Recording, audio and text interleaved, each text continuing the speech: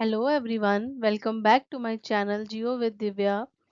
तो आज हम स्टार्ट करेंगे क्लास ट्वेल्थ की एनसीईआरटी की ज्योग्राफी सीरीज। तो जिसका हम आज डिस्कस करेंगे ह्यूमन ज्योग्राफी का first chapter, human geography nature and scope. तो ये भी अलग अलग चैप्टर्स हैं, तो उसको भी हम लोग डिस्कस करेंगे अलग अलग लेक्चर्स में। तो आज का जो हमारा फर्स्ट चैप्टर है, चलिए उसको हम डिटेल में डिस्कस करते हैं। So first of all, if we talk about geography, तो एक जो ज्योग्राफी है, geography is an integrative, empirical and practical discipline. ठीक है, ज्योग्राफी जो है वो क्या है, इंटीग्रेटिव है, एम्पिरिकल है और एक प्रैक्टिकल डिसिप्लिन है। ठीक है, डिसिप्लिन ये वो वाला डिसिप्लिन नहीं है अनुशासन वाला। ठीक है, ये एक मतलब जो सब्जेक्ट की बात कर रहे हैं, तो ये क्या है, इंटीग्रेटिव। यहाँ पे इंटीग्रेटिव का मतलब हुआ कि that connects natural sciences and social sciences. ठीक है, जो ज्योग्राफी है वो क्या करता है, सोशल साइंसेस को कनेक्ट करता है किसके साथ, नेचुरल साइंसेस के साथ। ठीक है, अगर हम बात करेंगे इम्पीरिकल की, तो इम्पीरिकल का मतलब क्या हुआ, that is it is based on observation, surveys and data. ठीक है, ऐसा बहुत सारे टॉपिक्स होते हैं हमारे ज्योग्राफी में, जिसको जो फुली बेस्ड होते हैं किसके ऊपर, ऑब्जर्वेशंस के ऊपर, सर्वेज के ऊपर और डाटा के ऊपर। ठीक है, अगर बात करेंगे प्रैक्टिकल की, तो प्रैक्टिकल क्यों, क्योंकि it helps in solving real world problems. ठीक है, रियल वर्ल्ड प्रॉब्लम्स को सॉल्व करने में हेल्प करता है, तभी हम इसको क्या बोल रहे हैं, it is practical in nature also. It studies the earth as a home of human beings and all those elements which vary over space and time.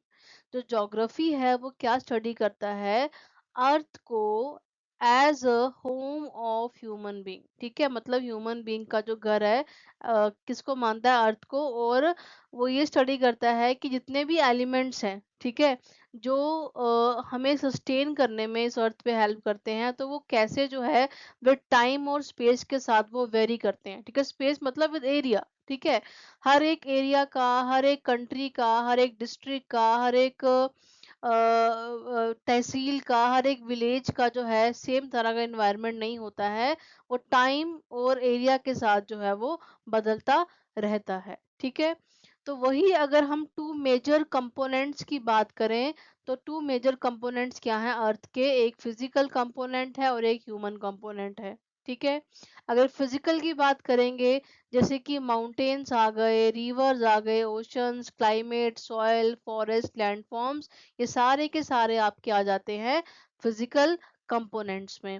अगर हम बात करेंगे ह्यूमन कंपोनेंट्स की, they are created and influenced by the humans, and these include population, villages and cities, roads, railways, agriculture, industries, culture, trade। तो ये सब के सब आपके किस में आते हैं, ह्यूमन कंपोनेंट्स में। ठीक है, अब बात करेंगे ज्योग्राफी की ब्रांचेस की। So we have branches. In branches we have two main branches of geography, that is physical geography and human geography। ठीक है, तो फिजिकल ज्योग्राफी जो है मोस्टली आपने उसके टॉपिक्स जो हैं वो क्लास 11th में कवर होंगे। ठीक है, तो अगर हम क्लास 12th की बात करेंगे, तो मोस्टली यहाँ पे आपके ह्यूमन ज्योग्राफी के जितने भी टॉपिक्स हैं वो कवर होने वाले हैं। ठीक है, अब फिजिकल ज्योग्राफी क्या है, studies the physical and natural environment, जिसमें आपके लैंड फॉर्म्स आ जाते हैं, क्लाइमेट है, वाटर बॉडीज है, सॉइल, वेजिटेशन, नेचुरल प्रोसेसेस, ये सब जो हैं वो किस में आते हैं, आपके फिजिकल ज्योग्राफी में आते हैं।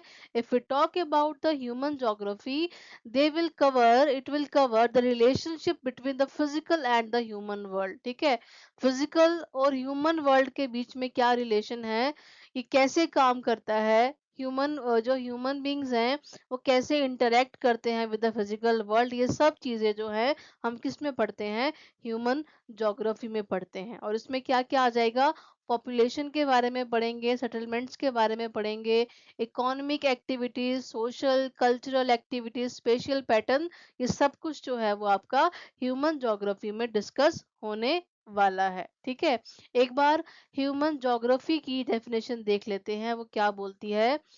Human geography studies the relationship between the physical और natural and the human world. जैसे कि अभी ऊपर पढ़ा कि ह्यूमन ज्योग्राफी क्या पढ़ते हैं हम इसमें पढ़ते हैं रिलेशनशिप किस किस के बीच में, फिजिकल और ह्यूमन वर्ल्ड के बीच में, the spatial distribution of human phenomena, how they come about, the social and economic differences between different parts of the world। कि यहाँ बात कर रहा है स्पेशियल डिस्ट्रीब्यूशन की। ठीक है, स्पेशल यहाँ जो टर्म है ना, it relates with different different areas. ठीक है, तो कैसे जो है ह्यूमन फिनोमिना जो है वो स्पेशली डिस्ट्रीब्यूट है, disconnected with the size and position of area. ठीक है, और उसके बाद ये कैसे होता है, कैसे वर्ल्ड के डिफरेंट पार्ट्स में आपको सोशल और इकोनॉमिक डिफरेंसेस देखने को मिलेंगे। ठीक है, समझ में आया कि जैसे कि इकोनॉमी की बात करेंगे तो जितने भी आपकी वर्ल्ड में कंट्रीज हैं, आपको हर तरह की इकोनॉमी देखने को मिलेगी, सब जगह सेम इकोनॉमी नहीं होती है। ठीक है, कहीं पे बहुत बढ़िया होती है, कहीं पे कम, और कहीं पे बहुत कम होती है। तो ये जो आपके डिफरेंसेस हैं, ये सब हम किस में पढ़ते हैं, ह्यूमन ज्योग्राफी में पढ़ते हैं। ठीक है, आई होप आप सभी को यहाँ तक क्लियर होगा।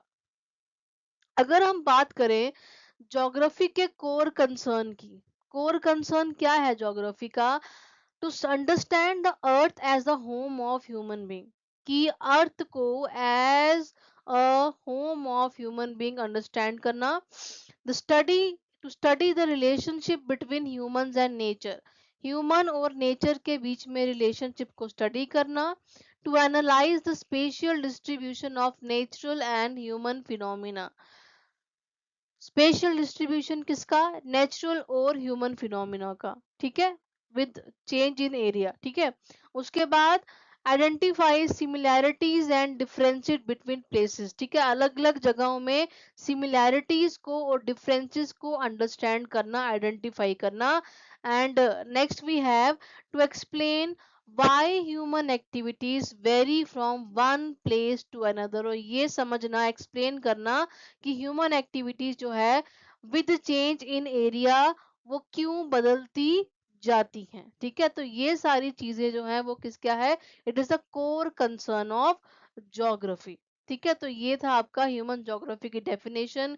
फिजिकल ज्योग्राफी क्या होती है, फिजिकल कंपोनेंट्स क्या होते हैं, ह्यूमन कंपोनेंट्स क्या होते हैं, और ज्योग्राफी एज अ डिसिप्लिन में हम क्या क्या इंक्लूड करते हैं। ठीक है, तो ये ध्यान से इसको अच्छे से समझिएगा और इसको ध्यान से पढ़िएगा, सो आपको ये चीजें जो है वो क्लियर हो जाएंगी। नेक्स्ट चलेंगे।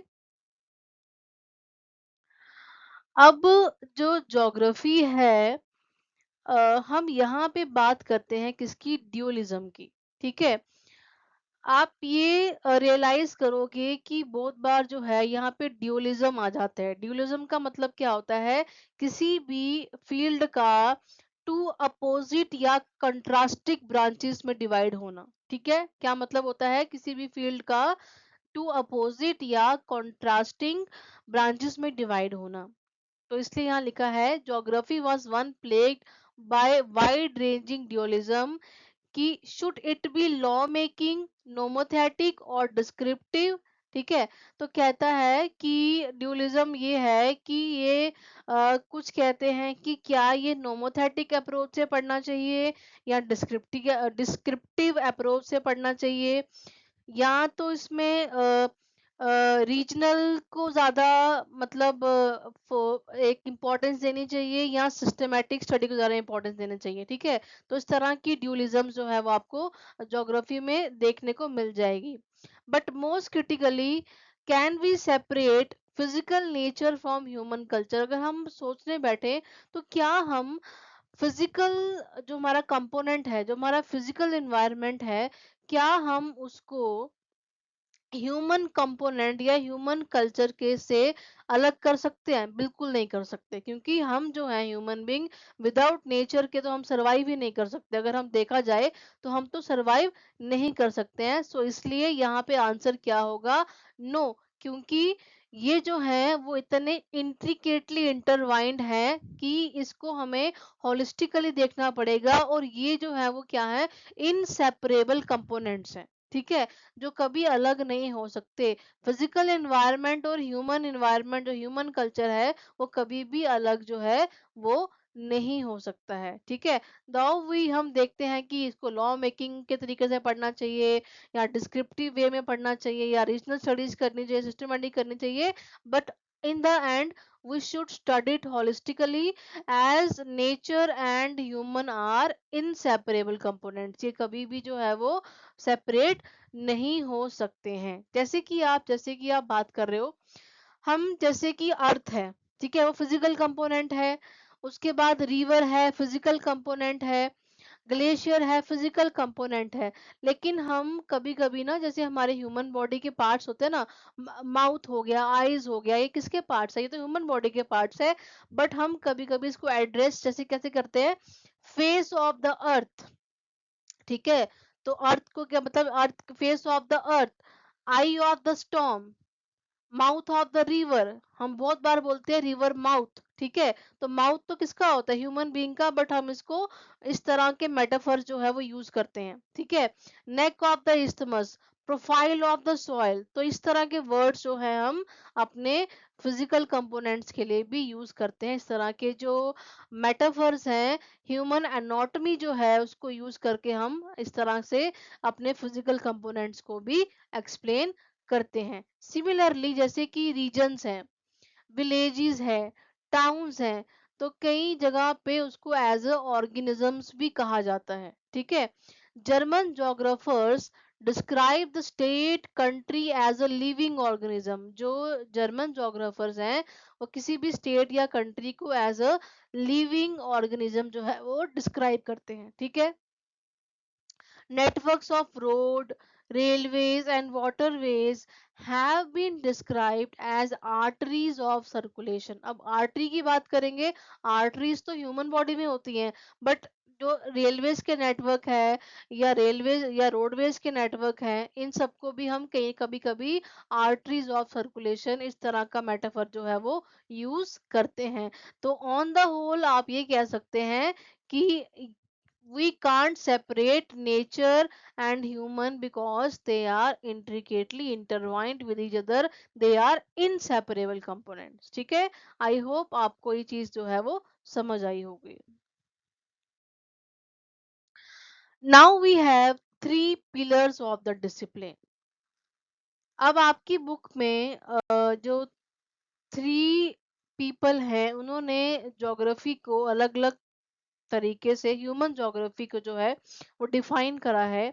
सबसे पहले बात करेंगे फ्रेडरिक रेडजल की। ठीक है, उन्होंने क्या कहा है? Human geography is the synthetic study of relationship between human societies and earth surface. ठीक है, यहाँ पे इन्होंने बात की है सिंथेसिस की। ठीक है, ये क्या बोल रहे हैं कि ह्यूमन ज्योग्राफी जो है वो क्या है? वो स्टडी है, सिंथेटिक स्टडी है, किसकी? ह्यूमन सोसाइटी और अर्थ सरफेस के बीच में। ठीक है, अब यहाँ पे सिंथेसिस का मतलब क्या हुआ कि अलग अलग विचारों को मिलाकर नया रूप देना। तो जैसे पीछे हमने कहा कि फिजिकल एनवायरनमेंट और ह्यूमन जो एनवायरनमेंट है वो आपस में जुड़ा हुआ है, तो वही बात ये भी कर रहे हैं, क्या कि human geography, it is the synthetic relationship between human society and earth surface. तो फ्रेडरिक रेडजल ने किस पे ज्यादा जोर दिया है? इन्होंने सिंथेसिस पे जो है वो जोर दिया हुआ है। ठीक है, next we have Ellen C Semple. इन्होंने क्या बोला है? Human geography is the study of the changing relationship between the unresting man and the unstable earth. अब यहाँ पे बात हुई है डायनामिज्म की। डायनेमिक मतलब होता है हमेशा चलते रहना, कभी भी रुकना नहीं। एक टर्म होता है आपका स्टैटिक, एक टर्म होता है आपका डायनेमिक, ठीक है। लेकिन यहाँ पे एलन सी सैंपल जो है उन्होंने किसके बारे में बात की है, डायनेमिज्म के बारे में बात की है कि ह्यूमन ज्योग्राफी क्या स्टडी करता है, changing relationship between the unresting man and the unstable earth, ठीक है। अर्थ भी कभी स्टेबल नहीं रहती, जैसे हम पढ़ते हैं कि विद टाइम जो है आपकी अर्थ सरफेस के ऊपर कॉन्टिन्यूसली चेंजेस होती रहती हैं, होती रहती हैं, होती रहती हैं, वो कभी नहीं रुकता। तो वैसे भी आपका जो जो ह्यूमन बीइंग है वो भी अनरेस्टिंग है, ठीक है। कुछ ना कुछ जो है वो नया खोजने में लगा हुआ है। तो वही स्टडी जो है according to Ellen C Semple जो है वो ह्यूमन ज्योग्राफी करता है, ठीक है। तो यहाँ पे इनका मेन फोकस है डायनेमिज्म के ऊपर। अब नेक्स्ट वी हैव पॉल वाइडलडी लाब्लाश, तो इनका जो फोकस है वो किस पे है, इंटर रिलेशनशिप्स के ऊपर।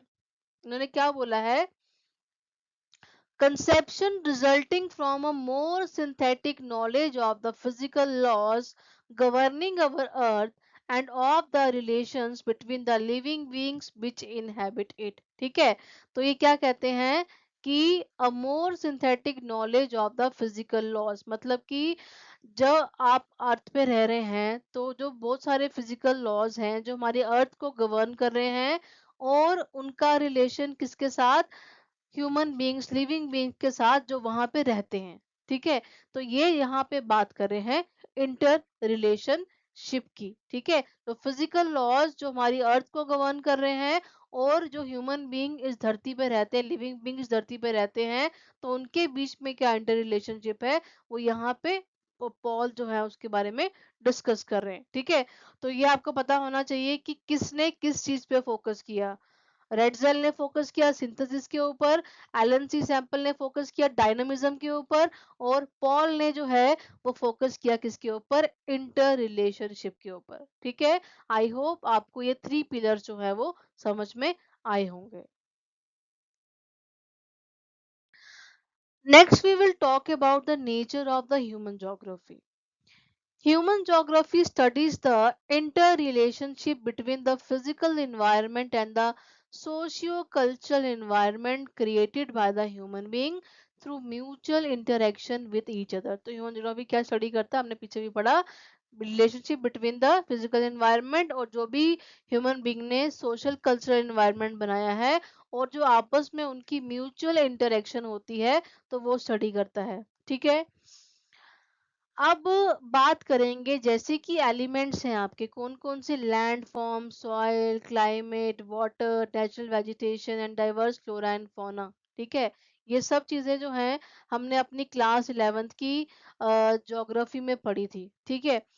अब जो ये आपके हाउसेस हैं, विलेजेस हैं, सिटीज हैं, रोड्स हैं, रेल्स हैं, फार्म्स हैं, पोर्ट्स हैं, जितने भी आपके डेली यूज के आइटम्स और जितने भी आपके एलिमेंट्स हैं मटेरियल कल्चर के, ये जो ह्यूमन बीइंग ने बनाए हैं, जो इन्होंने क्रिएट किए हैं, इन्होंने कैसे क्रिएट किए हैं, ये फिजिकल इन्वायरमेंट को यूज करके, मतलब हमें जो फिजिकल इन्वायरमेंट रिसोर्सेज प्रोवाइड कर रहा है, उसी को यूज करके हम अपना कल्चरल एनवायरनमेंट बना रहे हैं, ठीक है। हम जो कुछ बना रहे हैं सब कुछ हमें कहाँ से मिल रहा है, हमारे फिजिकल एनवायरनमेंट से मिल रहा है, तभी हम ये सारे काम जो है वो कर पा रहे हैं, ठीक है। And while the physical environment has been greatly modified by the human beings, it has also in turn impacted human life। अब जो physical environment है उसको पूरा चेंज कर दिया किसने, ह्यूमन बीइंग ने, वहां से रिसोर्सेज ले लेके पूरा चेंज कर दिया। जैसे कि आप यहाँ पे एक पिक्चर देख रहे हैं, the canvas and the creation, humanity constructs it's socio cultural world directly upon the physical canvas provided by the nature, ठीक है। अब जो जमीन है, हम कोई भी फैक्ट्री बनाएंगे, कहीं कुछ भी बनाएंगे, लेकिन जमीन तो हमें फिजिकल एनवायरनमेंट नहीं प्रोवाइड की है ना, तो उसी पे हम बनाएंगे ना। तो वही लिखा है कि कैनवास जो है हमें नेचर ने प्रोवाइड किया है, लेकिन उस पे जो हम कारीगरी कर रहे हैं वो ह्यूमन बीइंग खुद कर रहा है, ठीक है। तो फिजिकल एनवायरनमेंट जो है it is greatly modified by the human being, और इन टर्न जो है फिजिकल एनवायरनमेंट भी ह्यूमन लाइफ को इफेक्ट करता है। जैसे कि अभी असम में फ्लड्स वगैरह आ रहे हैं, ठीक है। अब जैसे कि मान लो जो रिवर्स का लो लाइंग एरिया होता है, आपको पता है कि जब भी रेनी सीजन होगा तो वहां पे फ्लड्स होंगे।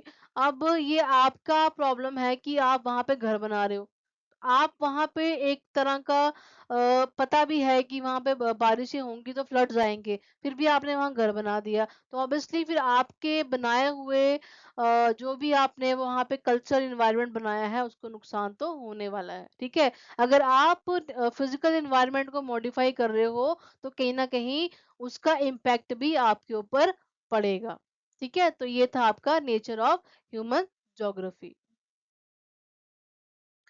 Next topic we have naturalization of humans and humanization of nature. अब इसमें क्या पढ़ेंगे? Human beings interact with their physical environment with the help of technology. हम जब भी नेचर के साथ इंटरेक्ट करते हैं तो हम टेक्नोलॉजी की हेल्प से ही इंटरेक्ट करते हैं। It is not important what human beings produce and create, but it is extremely important with what help of tools and techniques do they produce and create. यहाँ पे क्या कहना चाहता है कि ये इम्पोर्टेंट नहीं है कि ह्यूमन बीइंग ने क्या बनाया है, ठीक है, लेकिन ये इम्पोर्टेंट है कि उसने कौन से टूल्स और टेक्निक्स को यूज करके चीजें बनाई हैं। तो यहाँ पे टेक्नोलॉजी की हेल्प के बिना आप नेचर से कुछ भी नहीं ले सकते हो, ठीक है। आपके पास टेक्नोलॉजी होगी तभी आप वो रिसोर्सेज को यूज अच्छे से कर पाओगे। So technology indicates the level of cultural development of society. किसी भी सोसाइटी की कितनी अच्छी डेवलपमेंट हुई है वो डिपेंड करता है कि आपने किस लेवल की टेक्नोलॉजी को वहां पे यूज किया है, ठीक है। समझ में आया कि ह्यूमन बीइंग जो है वो फिजिकल एनवायरनमेंट के साथ इंटरेक्ट करते हैं with the help of technology. और ह्यूमन बीइंग क्या बनाता है ये इंपॉर्टेंट नहीं है, लेकिन ये बड़ा इंपॉर्टेंट है कि वो कौन सा टूल और टेक्निक्स को यूज करके इस चीज को बना रहा है, ठीक है। तो टेक्नोलॉजी जो है वो आपके कल्चरल इन्वायरमेंट का क्या लेवल है, क्या लेवल की आप टेक्नोलॉजी यूज कर रहे हो, वो उसके लिए बहुत ज्यादा मैटर करती है। Human beings were able to develop technology after they developed the better understanding of the natural laws. अब ह्यूमन बीइंग जो है टेक्नोलॉजी को बेटर वे में कैसे अंडरस्टैंड कर पाए, जब उन्होंने नेचुरल लॉज को अंडरस्टैंड किया, नेचुरल लॉज को अंडरस्टैंड किया, तब जाके जो है वो टेक्नोलॉजी को डेवलप कर पाए। जैसे कि यहाँ पे एग्जांपल दी है कि फ्रिक्शन की बात करेंगे, जो आपकी फायर की जो डिस्कवरी हुई है, तो दो पत्थर रगड़े आपस में तब जाके जो है वो चिंगारी निकली, इस वहां से आपके फायर की डिस्कवरी हुई, ठीक है। उसके बाद हीट जब जनरेट हुई तो वहां से आपकी फायर की डिस्कवरी हुई।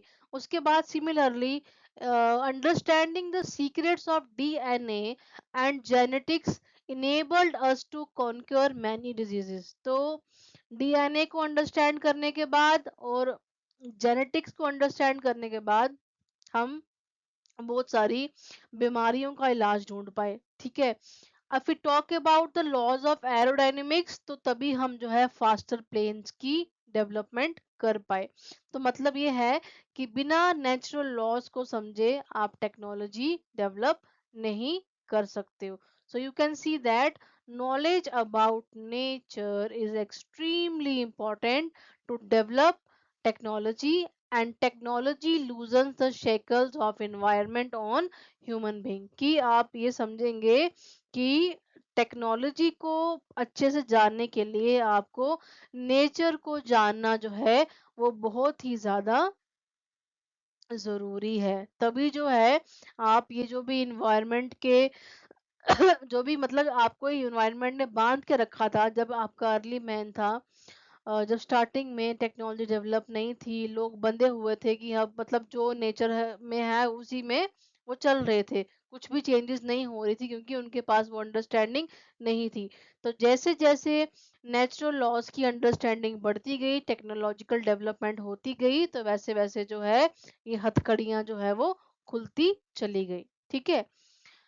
If we talk about the early stages of interaction with the natural environment, humans were greatly influenced by it। अगर शुरुआती तौर की बात करेंगे, जब टेक्नोलॉजी की डेवलपमेंट बहुत लो थी, तो मोस्टली ह्यूमन बीइंग्स जो हैं वो नेचर से बहुत ही ज़्यादा इन्फ्लुएंस्ड थे। मतलब नेचर जो है उनके ऊपर बहुत ज़्यादा भारी था, समझे। They adopted to the dictates of nature, मतलब कि वहां पे जो डिक्टेटरशिप थी वो किसकी थी? नेचर की। नेचर ने जो है ह्यूमन बीइंग को डिक्टेट करके रखा था शुरू में, जब टेक्नोलॉजी की डेवलपमेंट नहीं हुई। ठीक है। This is so the level of technology was very low and the stage of human social development was also primitive। जब टेक्नोलॉजी की डेवलपमेंट नहीं होगी तो ऑब्वियसली प्रिमिटिव होगा। बहुत ही सिंपल तरीके से, बहुत ही सरल तरीके से जो है वो लोग अपना काम करते थे। ज्यादा ताम झाम ऐसे, जैसे आजकल हर तरह की मशीन चली हुई हैं, मतलब हर तरह के आपके पास सॉल्यूशंस है, पहले वो सॉल्यूशन जो है वो नहीं हुआ करते थे। और मोस्टली इन्वायरमेंट जो है वो आपको डिक्टेट करता था। So this type of interaction between the primitive human society and strong forces of nature was termed as environmental determinism। इसी चीज को, जिसमें नेचर ने आपको पूरा कंट्रोल करके रखा है, नेचर ने आपको पूरा डिक्टेट करके रखा हुआ है, आपको नेचर को ओबे करना है, जो नेचर आपसे करवा रहा है आपने वही करना है, आप कुछ भी उसमें मॉडिफिकेशंस नहीं कर पा रहे हो। तो इस तरह की इंटरेक्शन को क्या कहा गया? इन्वायरमेंटल डिटर्मिनिज्म कहा गया। और इस स्टेज पे very low technological development we can imagine, तो इस स्टेज पे जो है बहुत ही कम टेक्नोलॉजिकल डेवलपमेंट आपको देखने को मिल जाएगा। ठीक है। सो we can imagine the presence of a naturalized human who listened to the nature, was afraid of its fury and worshipped it। तो उस टाइम पे लोग जो थे वो डरते थे नेचर से, उसको वर्शिप करते थे, और कुछ भी मॉडिफिकेशन जो है उसकी करने की हिम्मत नहीं होती थी। तो इस तरह के सिनेरियो में हम इसको कहते हैं एनवायरमेंटल डिटर्मिनिज्म। ठीक है। तो ये टर्म जो है आपको आई होप समझ में आई होगी। अब जैसे यहाँ पे एक स्टोरी आपके बुक में दे रखी है नेचुरलाइजेशन के ऊपर, कि जहाँ पे बिल्कुल नेचर आपका ओवर पावर कर रहा है ह्यूमन को। तो एक स्टोरी दी है बेंडा की, जो एक Abujh Marh in the area of central India में रहता था। ठीक है। तो जहाँ पे 3 हट्स थे, सिर्फ 3 हट्स थे पूरे वाइल्ड एरिया में, और ज़्यादा बर्ड्स और इवन डॉग्स भी वहाँ देखने को नहीं मिलते थे। तो he was wearing loin cloth and armed with axe, he slowly surveys the penda. With this penda यहाँ मतलब फॉरेस्ट को। ठीक है। तो प्रिमिटिव फॉर्म ऑफ एग्रीकल्चर करते थे, लाइक शिफ्टिंग कल्टीवेशन, और स्मॉल पैचेस ऑफ फॉरेस्ट को क्लियर करना, फिर वहाँ कल्टीवेशन करना, और ऐश को यूज करना सॉइल को फर्टाइल करने के लिए। तो बैंडा जो है वो हैप्पी है महुआ ट्रीज के अराउंड, जो मतलब ब्लूम जब करते हैं, तो वो सोचता है कि मैं कितना लकी हूँ कि मैं इस ब्यूटीफुल यूनिवर्स का पार्ट हूँ। ठीक है। तो ऑन द होल यहाँ पे क्या होता है कि जो स्टोरी में बताया गया है कि मोस्टली वो नेचर को वर्शिप कर रहे हैं, जो नेचर उनको दे रहा है उसको खुशी खुशी मान रहे हैं, और अपने आप को लकी समझ रहे हैं कि मतलब हमें इतने अच्छे एनवायरनमेंट में रहने का मौका मिल रहा है। तो जो भी नेचुरली उनको मिल रहा है उसको ले रहे हैं, और ज्यादा मॉडिफिकेशन जो है वो इसमें नहीं कर रहे हैं। ठीक है। और जैसे कि वो मतलब जितने भी ये पहाड़ हैं या फॉरेस्ट है, उनकी वर्शिप करते हैं कि हमें कोई भी नुकसान जो है ये नहीं पहुंचाए। तो इस तरह से आप कह सकते हो कि इस तरह का जो आपको सिनेरियो है वो क्या बताएगा कि यहाँ पे डायरेक्ट रिलेशनशिप है एक हाउस होल्ड का, जो एक इकोनॉमिकली प्रिमिटिव सोसाइटी है नेचर के साथ। ठीक है। और इसमें आप रियलाइज करोगे कि यहाँ पे नेचर एक पावरफुल फोर्स है जिसको वर्शिप किया जाता है, कंजर्व किया जाता है, और ह्यूमन बीइंग की यहाँ पे डायरेक्ट डिपेंडेंस है किसके ऊपर, रिसोर्सेज के ऊपर, जो उनको सस्टेन करते हैं। और फिजिकल एनवायरनमेंट इन सब लोगों के लिए, इस सोसाइटी के लिए जो है वो क्या बन जाती है, मदर नेचर बन जाती है, क्योंकि सब कुछ वो उसको दे रही है और वो कुछ भी उससे छेड़छाड़ नहीं कर रहे, उल्टा डरते हैं। कुछ भी अगर मतलब ज्यादा कोई बारिश पड़ जाए, कुछ हो जाए, वो प्रे करते हैं, वर्शिप करते हैं कि कोई भी नुकसान ना हो। तो यहाँ पे वो टोटली जो है, they are directly dependent on the nature without making any kind of modification. ठीक है, तो ये था आपका naturalisation of humans. Next we have humanisation of nature. ठीक है, इसमें क्या होता है, जब आहिस्ता आहिस्ता लोग जो हैं वो इन्वायरमेंट को और फोर्सेस ऑफ नेचर को अंडरस्टैंड करना शुरू कर देते हैं। ठीक है, जैसे हमने पीछे बात की, नेचुरल लॉज को अंडरस्टैंड करना, वही आपको आपकी जो टेक्नोलॉजी को डेवलप करता है। तो विद टाइम लोगों ने इन्वायरमेंट को, फोर्सेस ऑफ नेचर को टाइम के साथ साथ अंडरस्टैंड करना शुरू कर दिया। And with social and cultural development, human develop better and more efficient technology. वही नेचुरल लॉज को स्टडी करना, ऑब्जर्व करना, समझना, उससे उन्होंने क्या करना शुरू कर दिया, एफिशिएंट टेक्नोलॉजी को और बेटर डेवलप करना शुरू कर दिया। They move from the state of necessity to a state of freedom. पहले वो बिल्कुल बंधे हुए थे, जो जरूरत है, जो मिल रहा है तो ठीक है, नहीं तो नहीं। ठीक है, लेकिन अब वो है, they are moving towards the state of freedom, कि अगर ऐसा नहीं हो सकता तो हम और क्या कर सकते हैं कि हमें ये चीजें मिलना शुरू हो जाए। ठीक है, so they create the possibilities with the resources obtained from the environment। तो जो उनको environment से मिल रहा था, उसमें और क्या क्या possibilities हो सकती हैं, उसके बारे में human being ने find out करना शुरू कर दिया। ठीक है, the human activities create the cultural landscape. The imprints of the human activities are created everywhere. Health results on highlands, huge urban sprawls, fields, orchards, pastures in plains, rolling hills, ports on the coast, oceanic routes on the ocean surface, satellites in the space। तो ये जो सारे imprints आप देख रहे हो, बड़े बड़े पहाड़ों पे हेल्थ रिजॉर्ट्स बनाना, ठीक है, अर्बनाइजेशन होना, उसके बाद ऑर्किड्स, उसके बाद पास्चर्स, उसके बाद पोर्ट्स, उसके बाद ओशन रूट्स, उसके बाद स्पेस में सैटेलाइट्स। ठीक है, तो एक टाइम था देयर वाज नो कम्युनिकेशन। ठीक है, फिर धीरे धीरे मतलब थोड़ा जल्दी की बात करेंगे तो लैंडलाइंस शुरू हो गए। ठीक है, लैंडलाइंस के बाद जो है, पहले पहले ये आपका ईमेल, ये सब कुछ कुछ भी नहीं होता था। ठीक है, तो लोग जो है वो लेटर्स लिखते थे, with the help of post office जो है उसको पोस्ट पोस्ट करते थे। अब क्या हो गया, हमें तो वो चीज़ों की नीड नहीं पड़ती, हम डायरेक्ट क्या करते हैं, ईमेल कर देते हैं। ठीक है, अब सबके पास, घर के हर मेंबर के पास अपना अपना पर्सनल मोबाइल फोन है। ठीक है, तो with the help of technology human being is making possibilities. तो कितना हम ज्यादा मतलब नेचर पे डिपेंडेंट नहीं हो, हम जितनी पॉसिबिलिटीज क्रिएट कर सकते हैं उसको क्रिएट कर पाए। The earlier scholars term this as possibilism. तो अर्लियर स्कॉलर्स जो थे, इसने इसको क्या बोला कि ये क्या है, मतलब ये क्या चीज है पॉसिबिलिज्म, मतलब जहाँ पे ह्यूमन बीइंग जो है वो पॉसिबिलिटीज को ढूंढ रहा है। ठीक है, वो डायरेक्टली नेचर के साथ, मतलब नेचर को अपने ऊपर ओवर पावर नहीं होने दे रहा, वो पॉसिबिलिटीज फाइंड आउट कर रहा है कि भाई अगर बहुत गर्मी है तो हम अपने सर्वाइवर के लिए क्या कर सकते हैं। ठीक है, अगर बहुत ठंडा है तो हम वहां पे कैसे सरवाइव कर सकते हैं, पॉसिबिलिटीज को फाइंड आउट करना। तो इसलिए अर्लियर स्कॉलर जो थे, उन्होंने क्या इसको बोला, possibilism.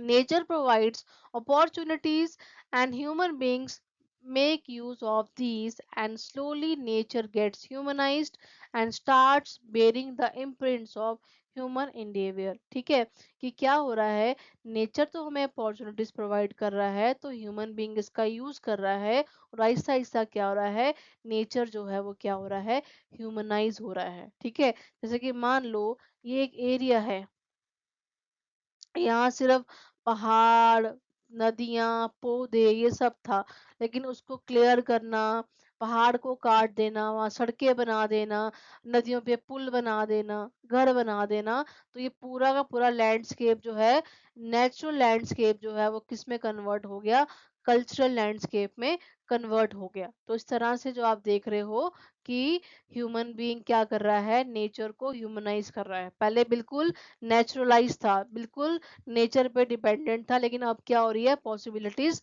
Day by day create हो रही है। तो this stage of absolute freedom, technology allows humans to overcome natural constants and create possibility. तो ह्यूमन बीइंग जो है, जितनी भी प्रॉब्लम्स हैं उसको ओवरकम करके वहां पे पॉसिबिलिटीज को क्रिएट कर रहा है। ठीक है, this is called as possibilism. और इस तरह से नेचर का ह्यूमनाइज होना by the use of technology, तो इस तरह का जो मतलब पूरा सिस्टम होता है, उसी को हम लोग क्या बोलते हैं, ह्यूमनाइजेशन ऑफ नेचर। मतलब जहाँ पे आपको नेचर में ह्यूमन के इम्प्रिंट्स दिखाई देते हैं। जैसे हमने अभी नेचुरलाइजेशन की स्टोरी पढ़ी, वैसे ही यहाँ पे एक ह्यूमनाइजेशन की भी स्टोरी है कि विंटर्स जो है, एक आपका सिटी है, क्या बोलते हैं, नॉर्वे में, ठीक है, टाउन है सॉरी। तो वहाँ पे बहुत ठंड रहती है, हैवी स्नो रहती है, स्काईज जो है वो कुछ काफी महीनों, काफी मंथ्स तक वो डार्क रहती है। तो लेकिन फिर भी जो एक पर्सन है कारी, ठीक है, वो काम के लिए जो है वो सुबह 8 बजे जाता है। उसके पास स्पेशल टाइप्स ऑफ टायर्स हैं जो विंटर्स में मतलब यूज करता है, हेडलाइट्स यूज करता है।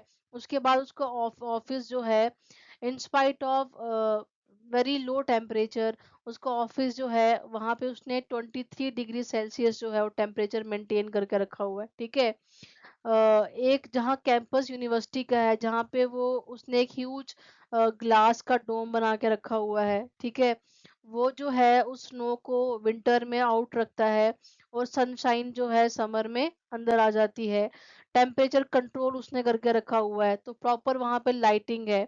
इवन कि वो फ्रेश वेजिटेबल्स और प्लांट्स जो है, जो आपके हार्श वेदर में नहीं होते, लेकिन उसने वहां पे ग्रो करे हुए हैं। ठीक है, तो यहाँ पे कहने का मतलब ये है कि इतने हार्श कंडीशन में रहने के बाद भी उसने इस तरह की पॉसिबिलिटीज को क्रिएट किया हुआ है। ठीक है, डार्क स्काई है, फायर्स विंड है, हैवी स्नो है, but still he gets artificial heating, massive glass university dome, regulating temperature and light, उसको वो रेगुलेट करता रहता है। उसके बाद ट्रॉपिकल फ्रूट्स वो उगा रहा है, उसके बाद मॉर्निंग फ्लाइट्स वो ले रहा है। ठीक है, तो ये सारी पॉसिबिलिटीज जो है उसने क्रिएट करी हैं। तो इस तरह का जो प्रोसेस है जब होता है, तो हम बोलते हैं कि हमारा नेचर जो है वो क्या हो गया है, ह्यूमनाइज हो गया है। ठीक है, तो आप सभी को ये naturalisation and humanisation I hope so clear हुआ होगा। ठीक है, तो ये बड़ा इंपॉर्टेंट क्वेश्चन है, इस तरह का आपको डिफरेंस भी पेपर में पूछा जा सकता है। तो इस तरह से ये आपको पेंडुलम सा दिख रहा है।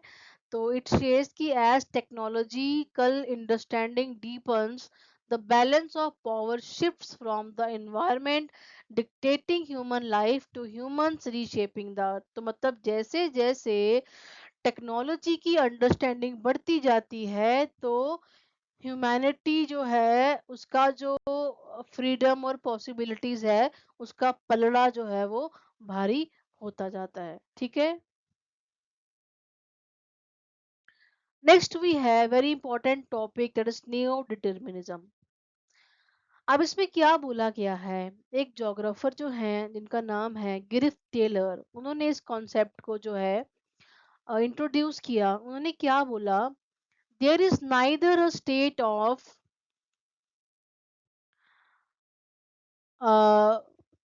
That is absolute necessity nor absolute freedom. ठीक है, मतलब ना हमें बिल्कुल मतलब नेचर पे डिपेंडेंट होने की ज़रूरत है और ना हमें बिल्कुल जो है वो फ्रीडम लेनी चाहिए। मतलब बिल्कुल हमें ऐसे बिल्कुल कुछ भी मन करा सब कुछ ऐसा नहीं करना चाहिए। हमें एक मिडल पाथ को फ़ॉलो करना चाहिए। उनका कहना ये था, ठीक है? ऐसा वो क्यों कह रहे थे और इसी चीज़ को उन्होंने क्या कहा, नियो डिटर्मिनिज़्म और और क्या कहा, स्टॉप एंड गो डिटर्मिनिज्म। तो उन्होंने यहाँ पे ना मिडल पाथ की बात की, जिसको हम मध्यम मार्ग बोलते हैं, कि उन्होंने क्या कहा कि ह्यूमन बीइंग जो है सब कुछ करे, लेकिन वो नेचर को ओबे करते हुए करे। ठीक है, जैसे कि आजकल की प्रॉब्लम्स हैं क्या, green house effect, global warming हो रही है, ग्लेशियर्स पिघल रहे हैं, लैंड्स डिग्रेड हो रही हैं, ओजोन लेयर डिप्लीशन हो रहा है। ये सब क्यों हो रहा है? क्योंकि ह्यूमन जो है वो रिसोर्सेज का एक्सेसिव यूज कर रहा है, अ, और मतलब कि जिसके रिजल्ट्स जो हैं वो अच्छे नहीं हैं। तो गिरिफ टेलर का क्या कहना है कि हम अगर तरीके से नेचर को ओबे करते हुए, फॉलो करते हुए अपने कामों को करेंगे, टेक्नोलॉजी को एक बेटर वे में यूज़ करेंगे कि जिससे हमें तो फ़ायदा हो लेकिन नेचर को नुकसान ना हो, ठीक है?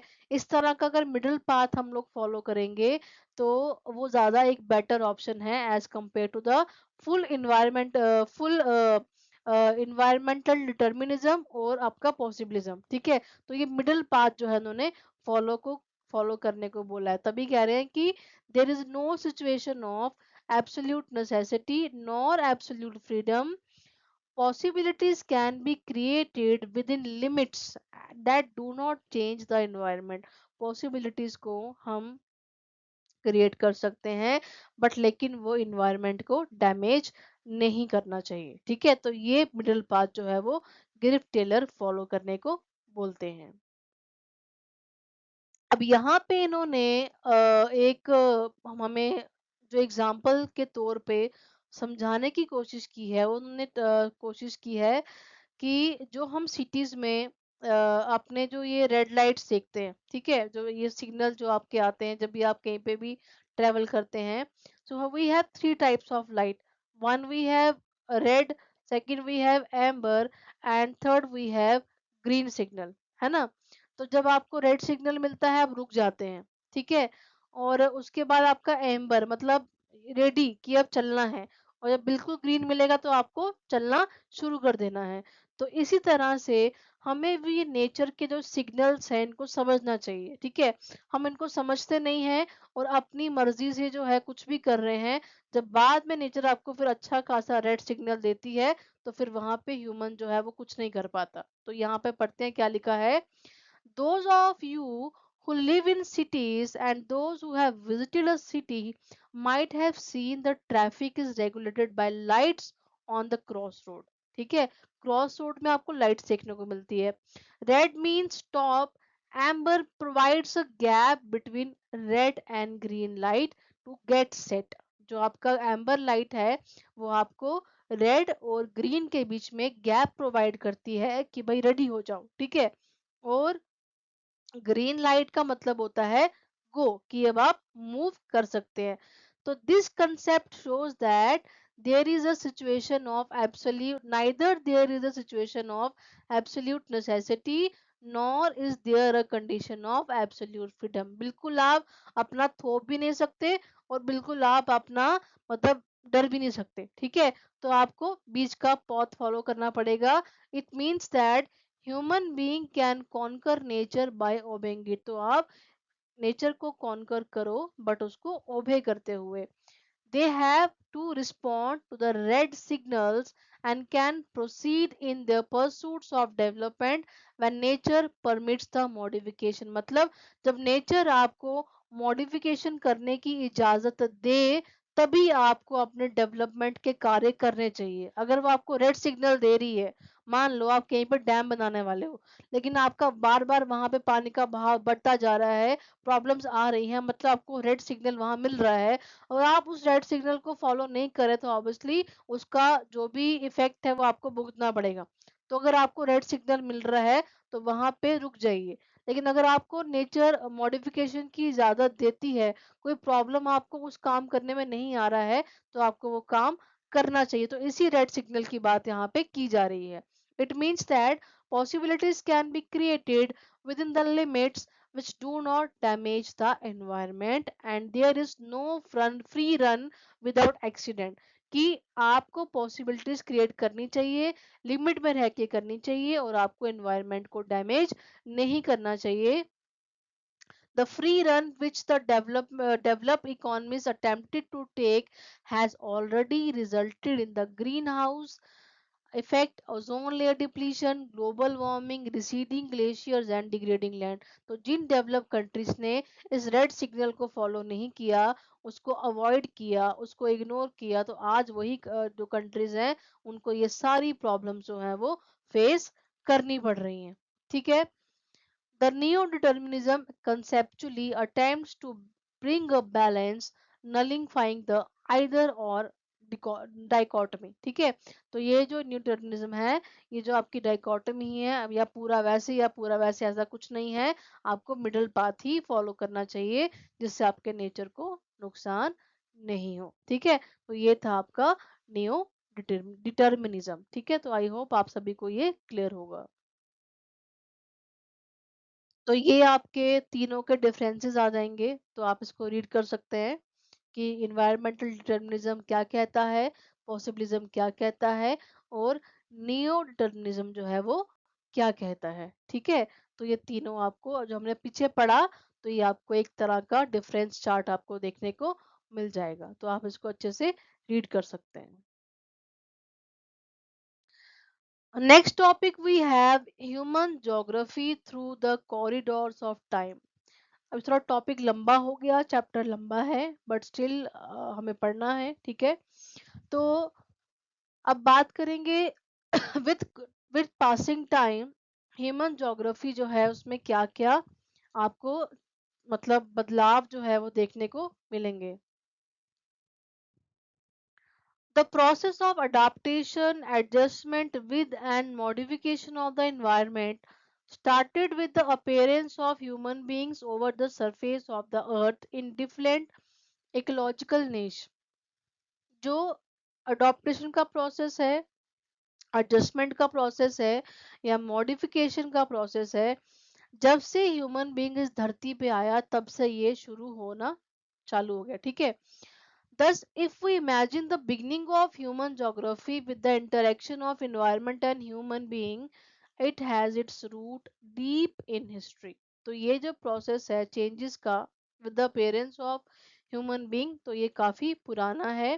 Thus, the concern of human geography has a long temporal continuum, though the approaches to articulate them have changed over time।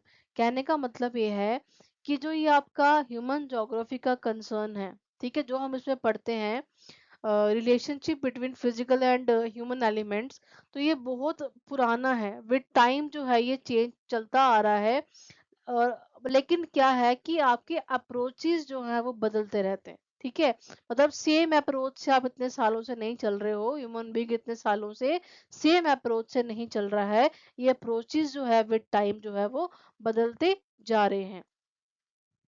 This dynamism in approaches and thus show that vibrant nature of the discipline। तो ये जो dynamism है, हमने पहले भी पढ़ा जो three pillars में कि डायनेमिक है। एक तो आपका अर्थ भी स्टेबल नहीं है, दूसरा आपका मैन भी क्या है, रेस्टिंग में फेज में नहीं रहता, वो भी काम करता जा रहा है। Earlier there was little interaction between different societies and the knowledge about each other was limited. पहले जो है, जो हमने किसने पढ़ा, इन्वायरमेंटल जर्नलिज्म ने पढ़ा। मैं क्या पढ़ा कि पहले जो है सोसाइटीज को बिल्कुल भी नॉलेज नहीं था, लेकिन बाद में जैसे ही ट्रैवलर्स ने मतलब ट्रैवल करना शुरू किया, एक्सप्लोर करना शुरू किया, नई नई जगहों पे जाना शुरू किया, तो उनके इंफॉर्मेशन बढ़ते चले गए। नेविगेशनल स्किल्स जो थी पहले डेवलप नहीं थी। ठीक है। लोग डरते थे मतलब जो समुद्र की यात्रा करने से, क्योंकि खतरा लगता था तो नहीं करते थे। But in the late 15th century बहुत सारी अटेम्प्ट्स हुए, एक्सप्लोरेशंस हुई, कहाँ यूरोप में। And slowly the myths and mysteries about the countries and people started to open up। जैसे जैसे लोगों ने ओशन रूट्स के हेल्प से ट्रैवल करना शुरू किया, तो कंट्रीज और उनके बारे में जो मिथ्स थे वो ओपन अप होना शुरू हो गए। colonial period provide impetus to further explorations in order to assess the resources of the regions and to obtain inventorized।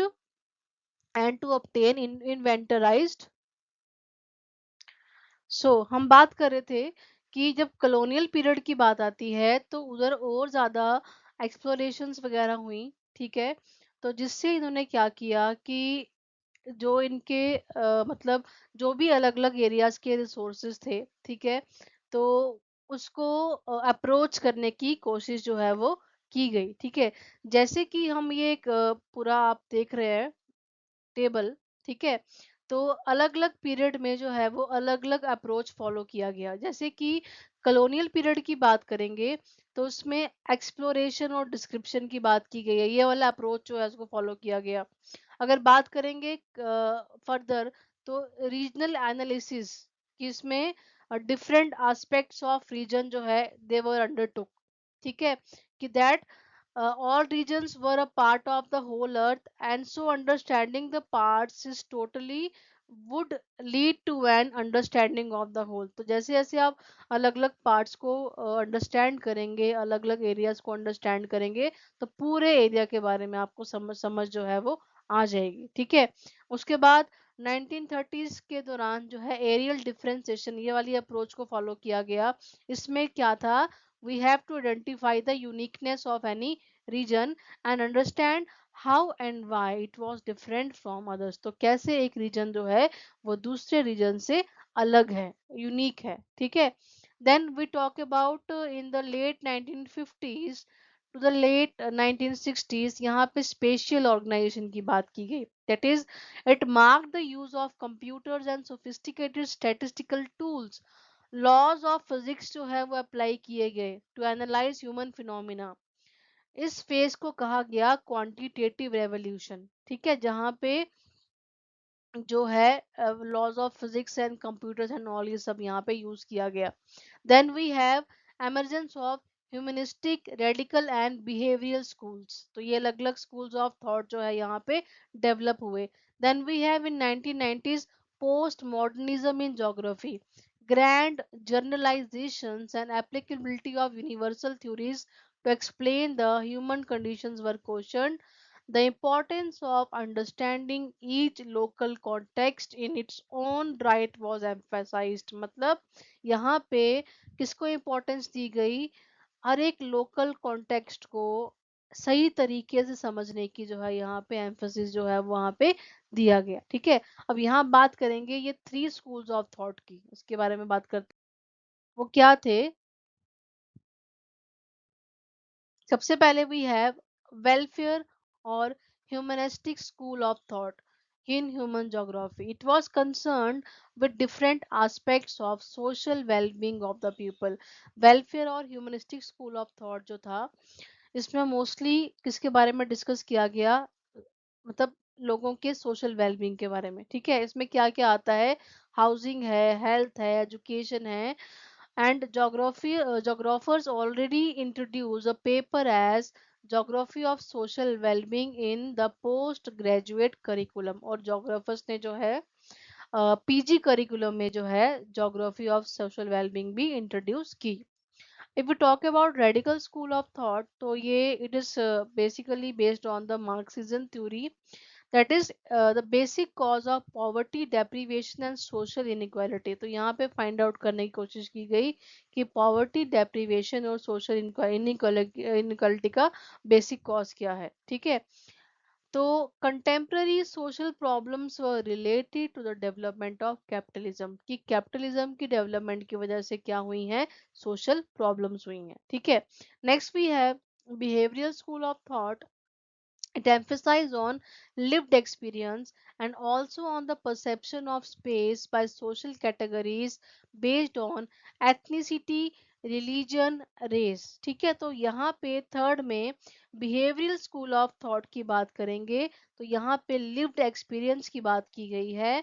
And the perception of space किसके through, by social categories, that is based on the ethnicity, race and religion. तो ये three schools of thought है जो आप यहाँ पे पढ़ रहे हैं, इंपॉर्टेंट है, क्वेश्चन में पूछा जा सकता है। ठीक है, and next we have fields of human geography. So we have social geography, urban geography, political geography, population, settlement, economic geography. तो अभी आपका क्लास ट्वेल्थ का मोस्टली ह्यूमन ज्योग्राफी में जो कुछ आप पढ़ेंगे इसमें चैप्टर्स। ठीक है, फर्दर ऑन जब आप अपने ग्रेजुएशन एंड पीजीज में जाएंगे तो आप ज्योग्राफी को और डिटेल डिटेल में उसके अलग अलग एस्पेक्ट्स जो है वहाँ पे पढ़ने वाले हैं। ठीक है, तो ये सब कुछ तो आप ट्वेल्थ में नहीं पढ़ेंगे, हाँ, बट कुछ कुछ चैप्टर्स में जैसे सेटलमेंट के बारे में आप पढ़ेंगे, पॉपुलेशन के बारे में आप पढ़ेंगे। ठीक है, तो ये कुछ कुछ चीज़ें जो हैं आप क्लास ट्वेल्थ की ज्योग्राफी में पढ़ने वाले हैं। ठीक है, तो आई होप आपको आज का जो टॉपिक है, लेक्चर है, वो समझ में आया होगा। ठीक है, सो अभी आज ये फर्स्ट चैप्टर था क्लास ट्वेल्थ की ज्योग्राफी का, तो फर्दर लेक्चर्स में हम इसको कवर करते जाएंगे। ठीक है, so thank you so much for watching my lecture, keep supporting, liking, sharing and commenting on my videos, and please subscribe my channel for more videos. Thank you so much.